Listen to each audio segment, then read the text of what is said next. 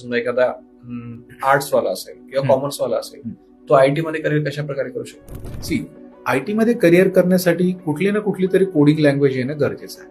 तर पर्टिक्युलरली जे students arts बॅकग्राऊंडचे आहेत, कॉमर्स बॅकग्राऊंडचे आहेत, ज्यांनी कधी याआधी त्यांच्या करिक्युलम मध्ये त्यांच्या ग्रॅज्युएशन मध्ये कोडिंग केलेलं नाहीये, तर त्यांना अशी एक भीती असते की कोडिंग अरे अवघड आहे. तर असं नाही. फॉर युअर इन्फॉर्मेशन, माझं स्वतःचं सुद्धा इंजिनिअरिंग हे ENTC बॅकग्राऊंड मधनं झालेलं आहे, ज्याला आपण एक नॉन कोडिंग एज्युकेशन बॅकग्राऊंड म्हणतो.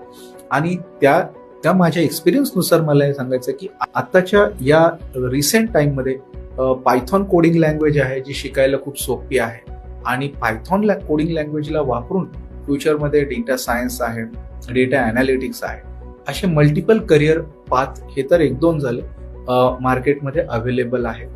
सो यस, एखाद्याचं आर्ट्स किंवा कॉमर्स बॅकग्राऊंड जरी झालेलं असेल एज्युकेशन, तरी सुद्धा तो एक उत्तम करिअर आयटी मध्ये करू शकतो.